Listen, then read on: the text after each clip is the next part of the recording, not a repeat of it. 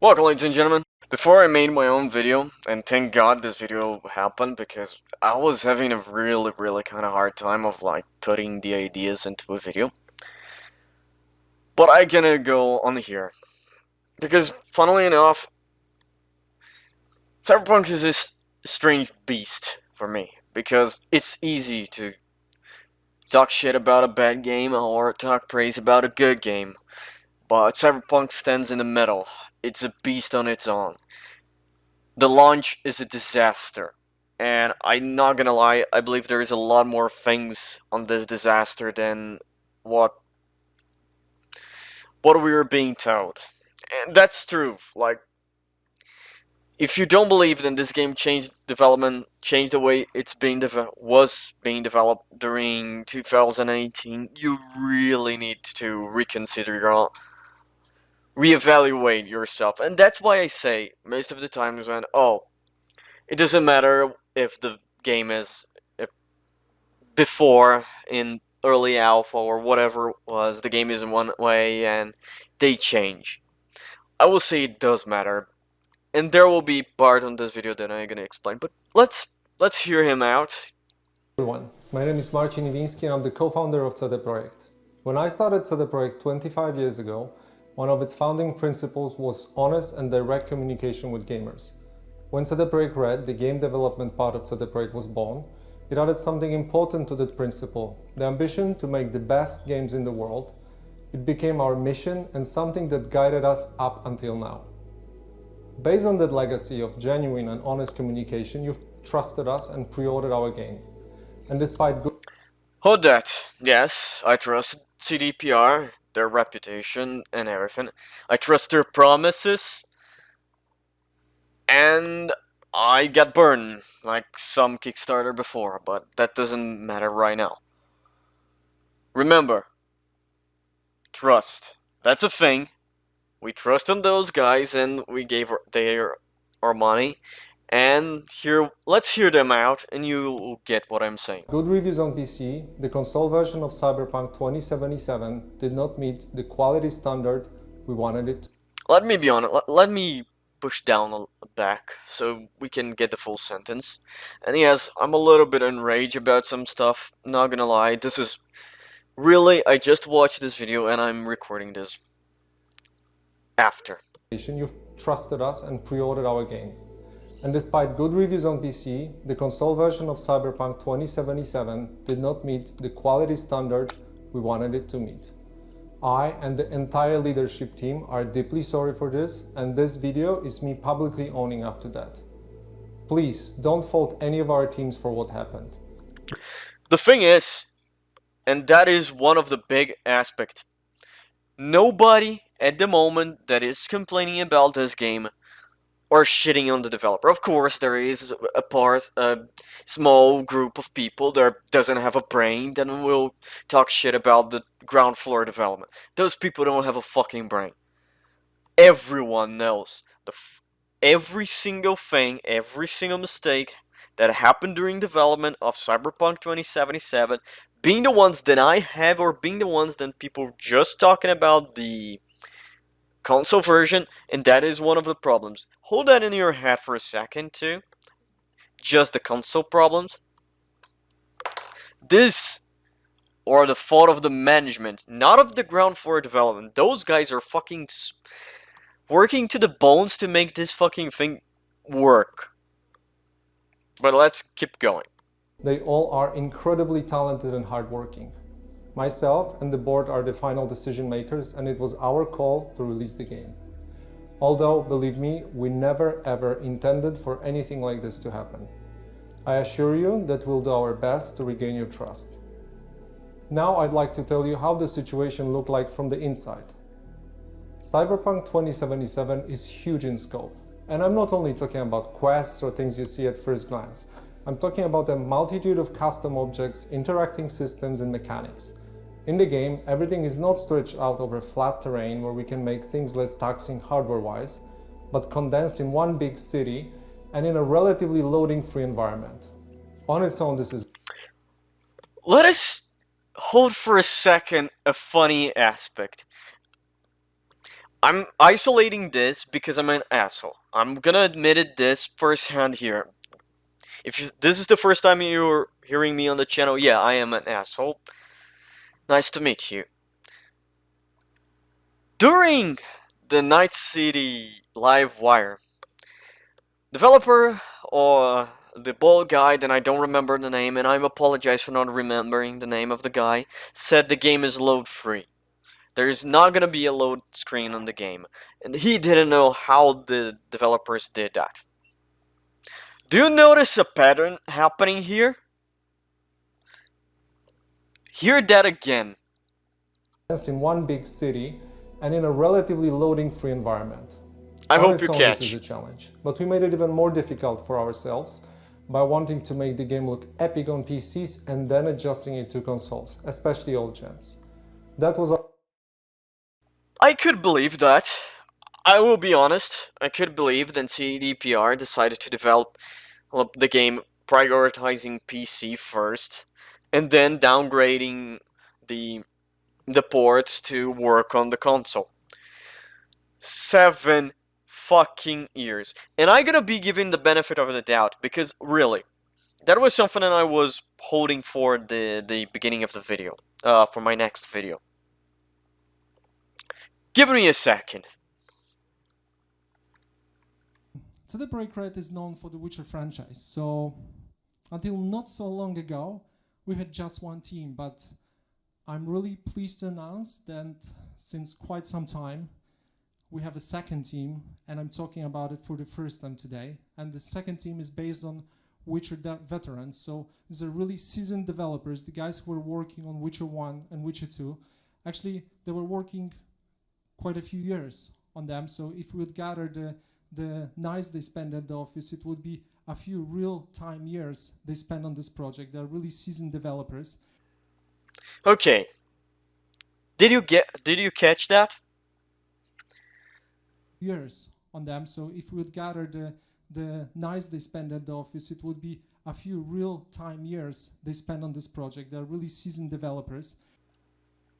Get the simple fact that this game was reviewed on the summer conference on 2012, May 2012, and what he just said is his team of veteran developers from The Witcher 1 and The Witcher 2 are working for quite some years on this project, and this project is Cyberpunk 2077.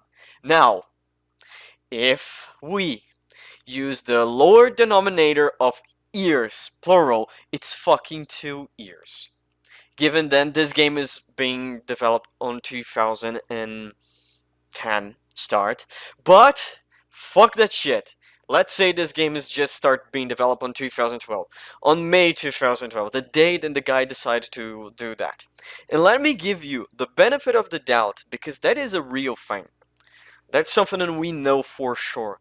This team was they made a hiatus on the development of Cyberpunk to work on the post-launch content from The Witcher 3. So, right now we know that they work on 2012, 13, and they had their hiatus. They start developing for Witcher 3. So, let us imagine they only start developing Cyberpunk after the last piece of major content release, which was on 2016. So they have 2016, 17, 18, 19, and 20 to develop. What the fuck? Really, think about that for a second. If you're developing for 2016 high-end PC, you could very well scale down that development to the current gen consoles. Do you get what I'm saying? Do you get, because there are things not like fitting here. We all know what is the real reason. We all know. We all saw the reason. Sadly, I don't want to. It doesn't want to be pushed that way, but it is true. The reality is this game only started being developed.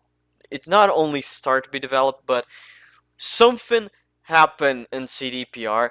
They changed the development during 2018, and they finalized the change of development on 2019. And I'm gonna give you the proof of that in a little bit later. But let's go back to the apology.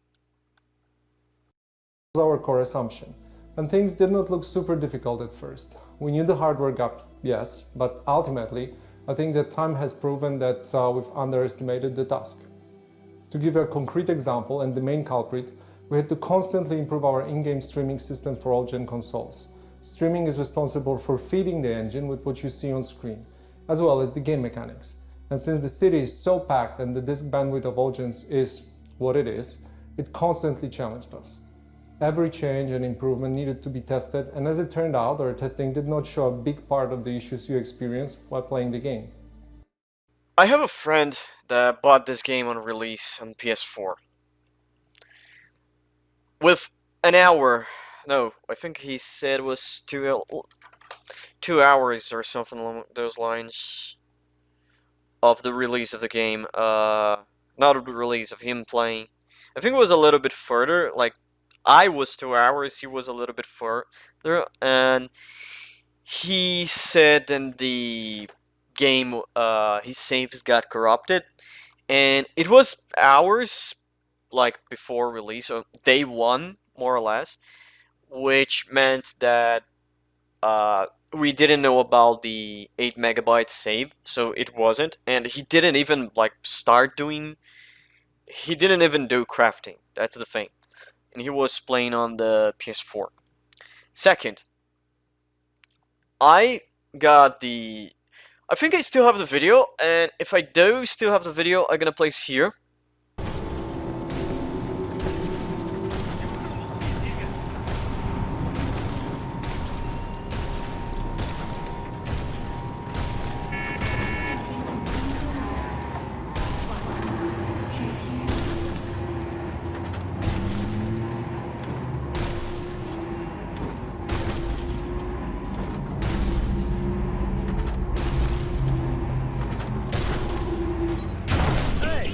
Did I do something to you?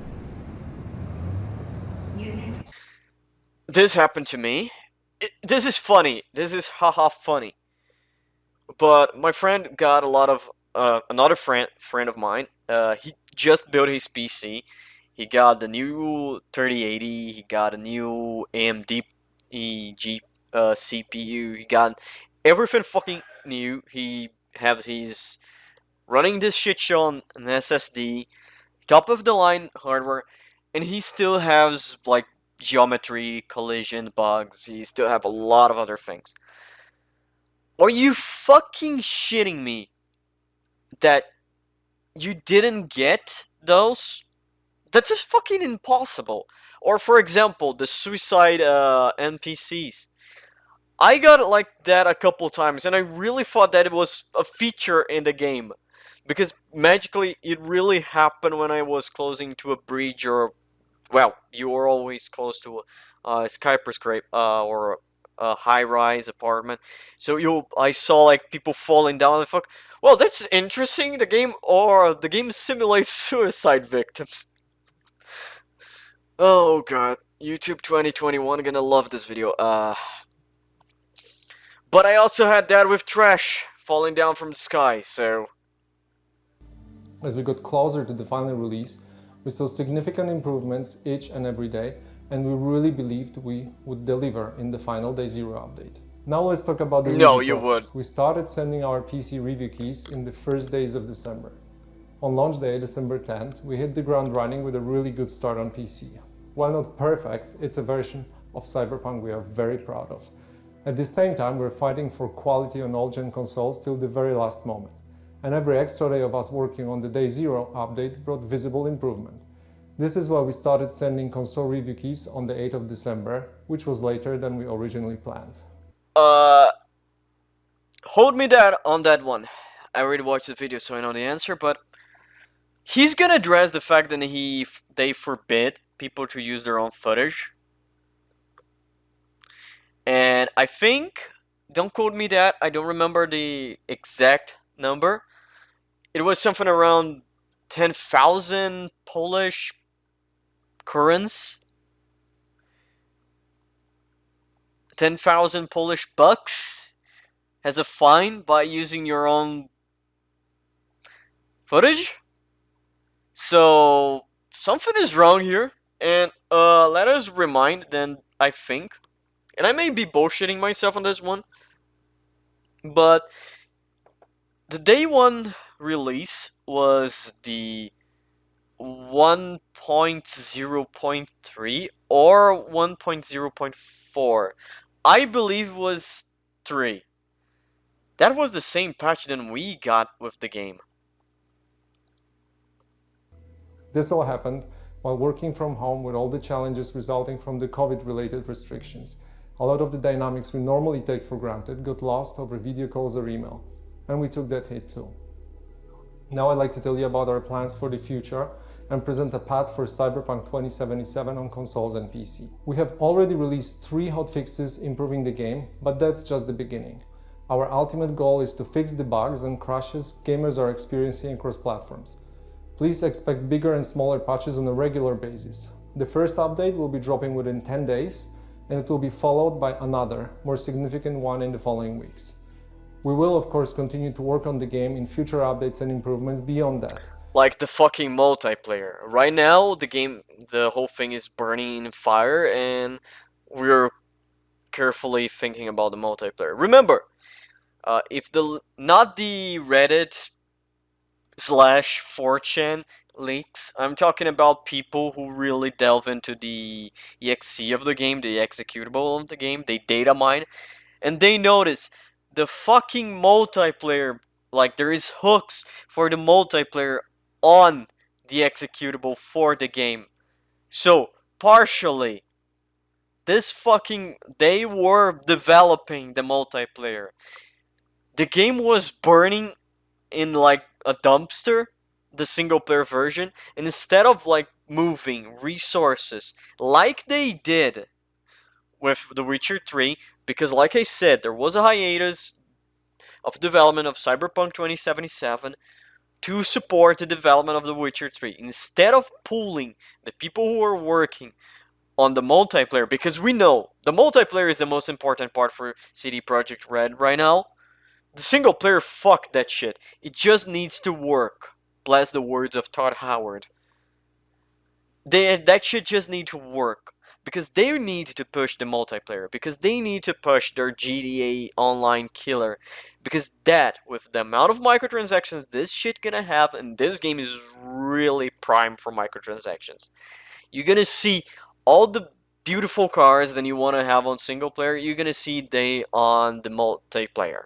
It's gonna be the same bullshit that happened with GTA. Instead of pulling that studio out and working on to fix this, no, they decide to maintain their working. Maybe me talking about my ass? Probably, but let me talk something. They said that, not me. They said that they have an entire different team working on the multiplayer. Funnily enough, like data miners found out, the executable still has hooks for the multiplayer. Our big plans for supporting Cyberpunk in the long term did not change. As for the free DLCs, our initial plan was to deliver them just after the release, much like we did with The Witcher 3.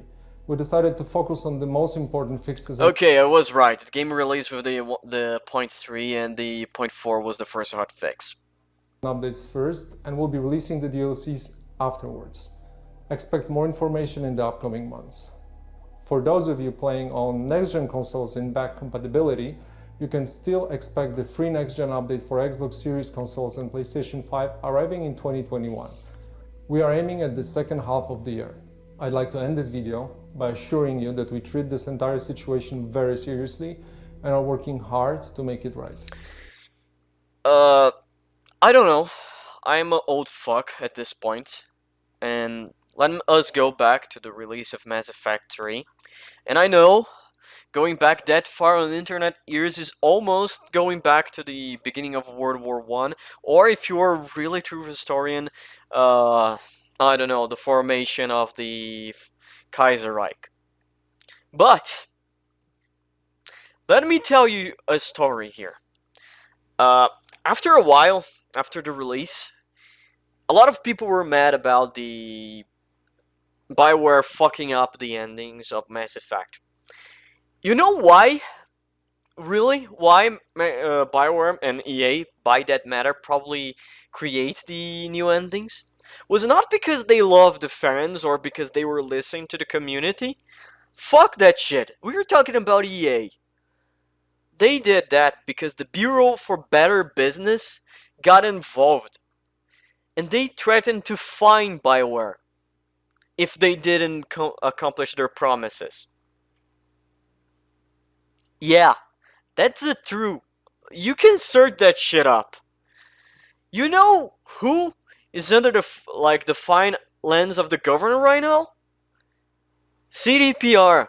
Because the Polish version of I'm not gonna even try to pronounce whatever it is are breathing down on the necks of of CDPR, so they deliver a quality product.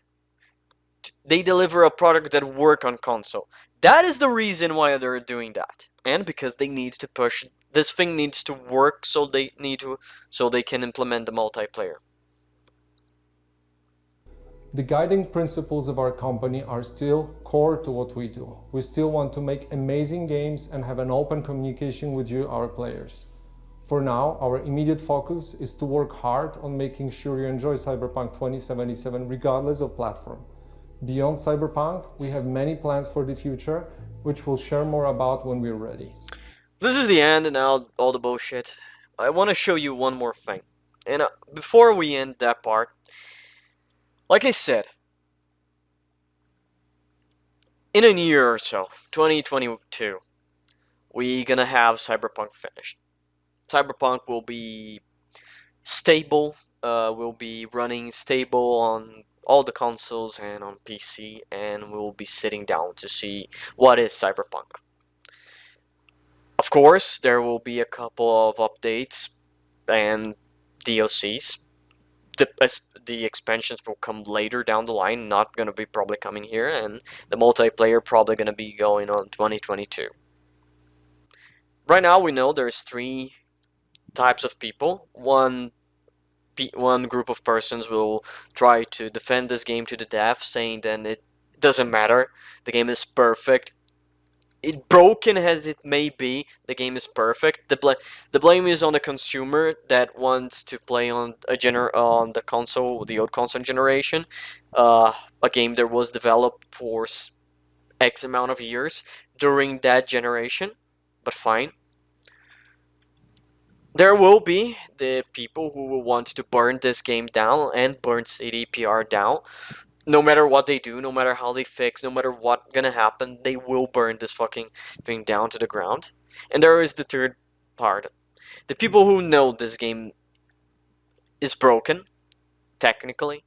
There are glitches, there are bugs, the economy sucks, the crafting system is a mess, the save system was no future proof because people were having 6.5 to 7 megabytes save files with a limit of 8 after finishing a 100% this game, and with new content being added that would balloon to the dread 8 megabytes, so future proof RSs.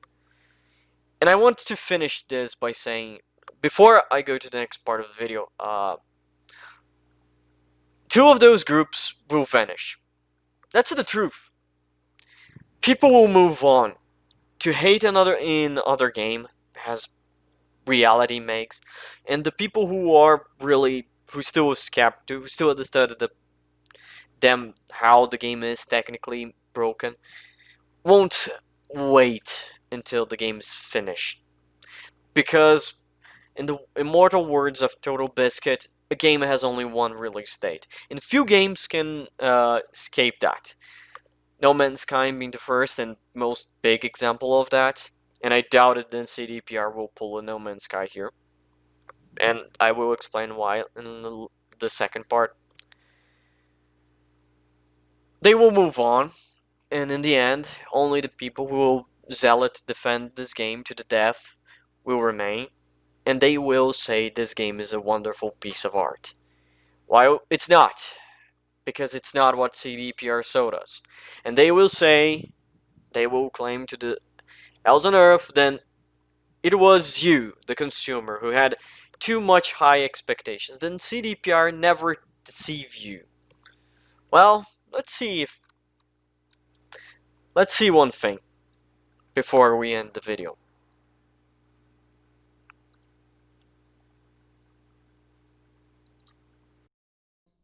That's about the world, that's about the system.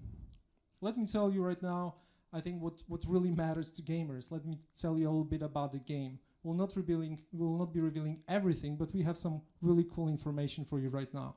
So we definitely will deliver a mature RPG for mature grown-up audiences. It will be brutal where it needs to be to show you the world in the right perspective, the futuristic, degenerated world of Cyberpunk. And if I think about this one, I really remember watching Blade Runner. For me, Cyberpunk is Blade Runner. So I actually especially recently bought a Blu-ray remastered version of the movie and really kicks ass. So the second thing, gripping non-linear story. And again, think about the books, about your favorite Cyberpunk books, be it William Gibson or Philip K. Dick, and think that you are actually playing these books and you can change the plot. That's what we are going to deliver. These are actually two key points which made the foundation for the Witcher games. That's really important. Advanced RPG mechanics based on well-proven mark system, and I really want to stress how important it is, because with the Witcher games we had to build the mechanics ourselves. So we are of course committing some mistakes, we are learning. It was an iterative process. Here we have everything ready. We can really start focusing on building a truly exceptional game, and all the rules are there, and over 5 million players can't be wrong, can they? I hope not. Another very important point for a lot of you out there, different character classes to choose from. So be it a netrunner or solo, and don't take my word for it, I'm not right now announcing the classes we'll have actually in the game. This will be announced at a later stage. But basically you'll be able to play the character you want, you'll be able to customize the character. So that's a big change from the Witcher games, and I think it really makes perfect sense for a Cyberpunk game.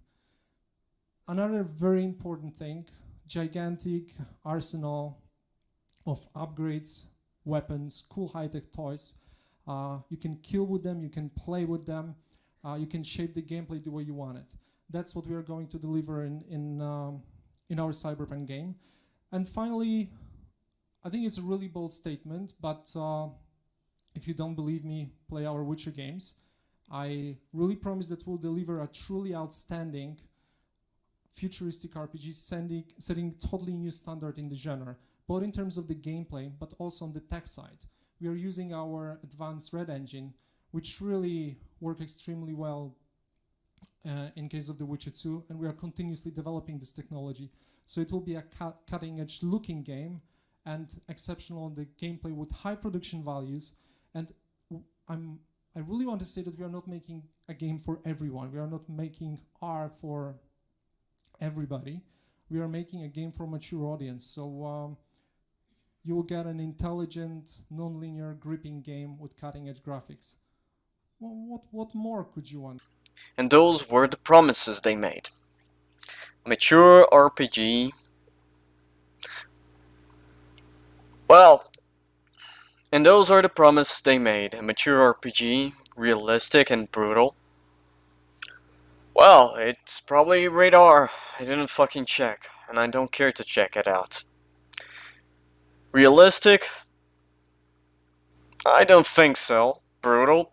Yeah, dismemberment and gore is good. A rich and futuristic world? Yes, it's futuristic, but rich? I don't know. The word is very shallow. I don't see any interaction on it, so rich is... I think it's very poor on interaction, and on what makes Cyberpunk Cyberpunk. A gripping, non-linear story filled with details and life. The world is dead. NPCs don't do anything. The main character are not allowed to live in the city. You just move on from point A to point B of the story. So I don't think it's filled with life. The story is linear. Very linear. I doubt it, that is. Then anyone will doubt that. Advanced RPG mechanics based on the pen and paper RPG system. Well, there are RPG mechanics. You level up, you gain experience, but advance it? How? It's the same gain a level, up a level, gain a perk, and a thing that Skyrim had. The only difference, worst, follow New Vegas had. Up your skills and up your attributes. Up your skills and up your special. The only difference is New Vegas had a little bit more. Here is, well, you don't. Different character classes. I will give they that. You can play the game as a netrunner or a solo. And that is it. But, well, whatever. You can tackle a situation on combat in the way that you want. Gigantic arsenal of weapons? I will press X to doubt on that. You have a very limited amount of weapons. The only difference is a couple of paint jobs. Something that the player doesn't have control of. Something and it's random, given by the enemy. It's not even, for example, exclusive paint jobs given by killing enemies from certain factions or has rewards for certain jobs. It's just that. Implants, yeah, they are there. Cool high-tech toys. Well, if you're not talking about implants and weapons, I don't see any. Set new standards for the futuristic RPG genre. I don't see. Well, in technology, it didn't work very well because the game broke itself on release. And let me tell you, realistic speaking, it's very similar to a Far Cry or Assassin's Creed game nowadays. Color-coded loot, pointless crafting system, then most of the times only break the game. Dialogue choices that don't move, that don't change anything or impact the world around you. Quest that doesn't impact the world around you. And sadly enough, we had a glimpse of something beautiful. Not only on the empty words and promises, but anyone remember the 2018 demo? That mission that still end up in the game. Who, if you see, there's no other mission that come even close to the mission that we had on that demo, and on the game for that matter. But even so, the mission on the demo has more choices, more aspects, more nuance than the one in the game. Something really happened here. The sad thing, we may never know. We may never know what really happened to the Cyberpunk that we had. We may never know what is the extent of the cut content. And the truth is, we'll never see the light of that great Cyberpunk. Because let me tell you the truth. Like I said before, the people who want to burn this game to the ground, they don't matter. They will move on to the next thing. The people who are mad that they were the promises they, well, the promise CDPR gave today end up unfulfilled, they will move on too. Because they know CDPR won't care about it. They may lie to their teeth and say, oh, we are listening to the community. We are listening to the player base. We are doing our best. But they answer right now with the video that I show you. They only care about the technical aspect, because that is the only thing. Right now, the Polish government are breathing down their necks and they need to deliver a game that work on the older generation of consoles. Besides that, it doesn't matter.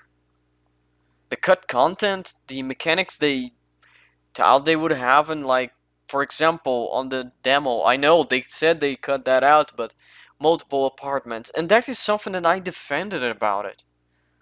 Prior to release, when there was things they said, oh, a video said it's bullshit and we're not gonna have multiple apartments, and I said, I remember myself defending CDPR on that, saying, well, there is a reason for it. If they had 5 different cutscenes that take place on V's apartment, if you had 5 other apartments, you would have to make each and every that scenes work on each and every different apartment.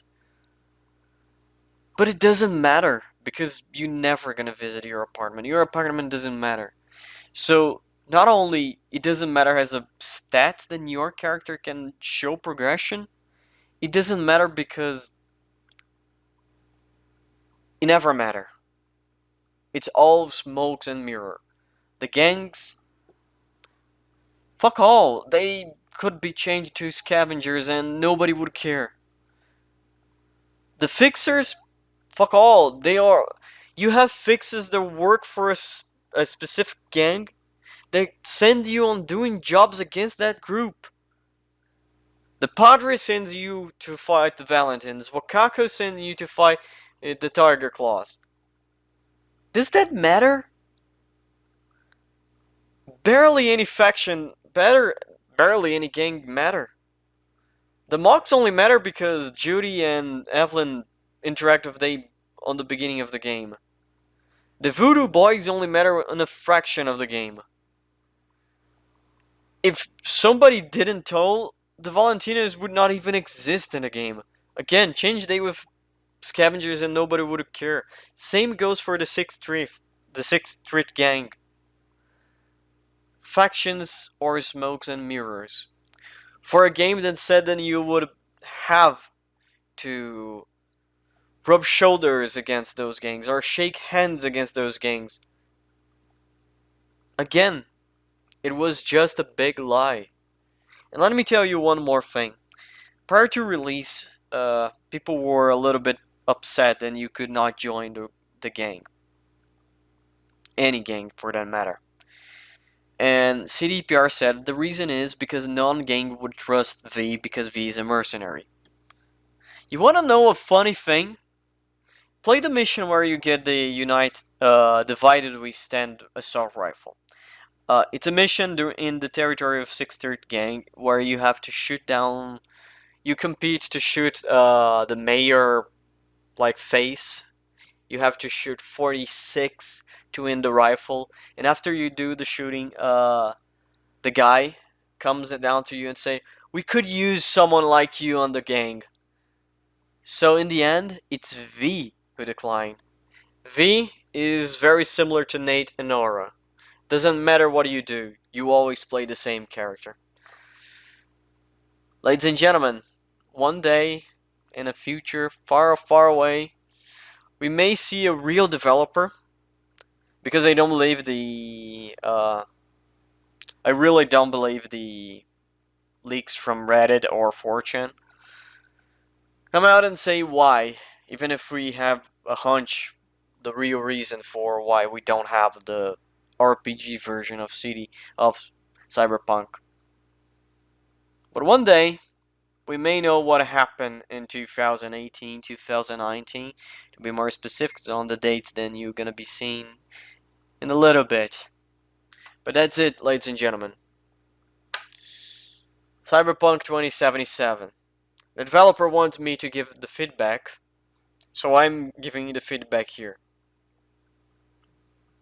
No, this is not the game that you promise. No, it doesn't matter that you are able to deliver something. no, we shouldn't give you the benefit of the doubt because we already gave enough trust on you. And I want a real reason why you cut down some content. The real content, the RPG, the story where V conquer Night City. I want I want to know why you cut that. And don't come with the bullshit of artistic vision, because we all know that's not the reason. Come forward and say what everyone already know it. But that is my feedback. And sadly, for the people who are asking if CDPR will get away with this, they will. Only in a few, like 2 or 3 games, we may see CDPR going down the same way that Bioware did, that Bethesda did. And people will come forward and say, in the same way then now people say, Bioware was good until Mass Effect 3 or Mass Effect Andromeda, depending on who you talk. Some people will say Bethesda was good until Fallout 76. And CDPR was good until Witcher 4 or whatever is their next project. But we all know Bethesda was already fucked up during Skyrim. Bioware was already fucked up during Mass Effect. And CDPR is already fucked up during Cyberpunk. That's my opinion. Well, ladies and gentlemen, thank you for watching. This was the video. If you enjoyed, leave it a like. If you didn't, leave a dislike. If you have anything to say, please leave a comment. And if you want to see what the hell is gonna be coming next on this mess, subscribe. And see you guys on the next episode.